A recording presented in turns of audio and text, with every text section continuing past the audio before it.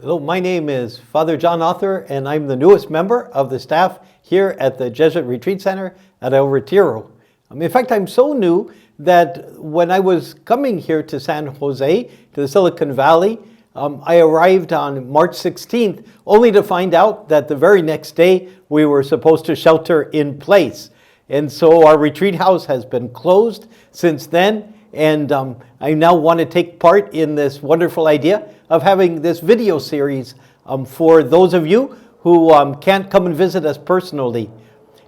One of the nice things about the video series is that we can go to different parts of the retreat house, to the grounds, and you can see some of the places perhaps that meant so much to you when you were here praying. And that you'll get maybe a little bit of the same feel for when you were here on your retreats, until one day we can all be here together when the place opens again and the disease no longer is affecting so many people. The place that I've chosen to begin is here at what we call the cave of St. Ignatius. The cave that's a representation of the cave in Manresa, where St. Ignatius, as a layman, spent 9, 10, 11 months of his life right after his conversion. And what's really fascinating about this in terms of the coronavirus is that Ignatius was on his way to Barcelona to get on a ship and go off to the Holy Land on pilgrimage.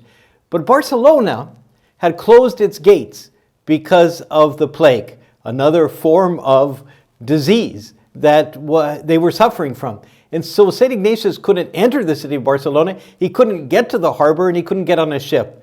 And so he stopped outside Barcelona at the little town of Manresa, and there he would spend those months in prayer and in doing good works, in spiritual direction.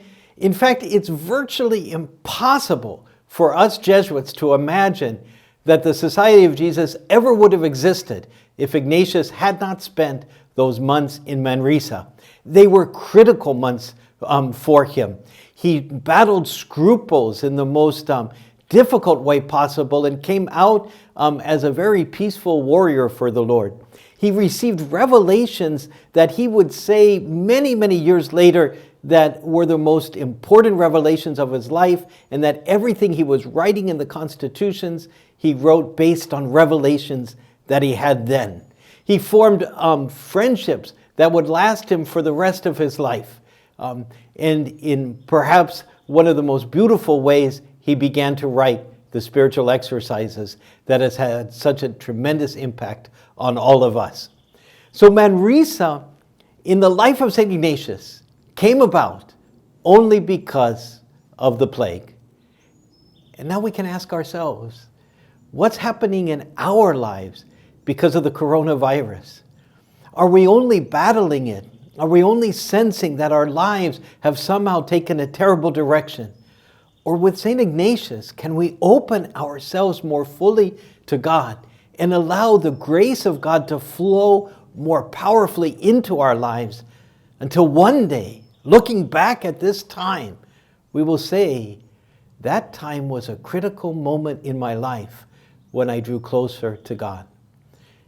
It's unquestioned, we can't question that the Holy Spirit wants to speak to us in this situation as the Holy Spirit spoke to St. Ignatius. My prayer for all of you is wherever you are, sheltering in place or still moving around, that the Holy Spirit will do wonderful things in your life as you open your heart more and more to God in this time of the coronavirus.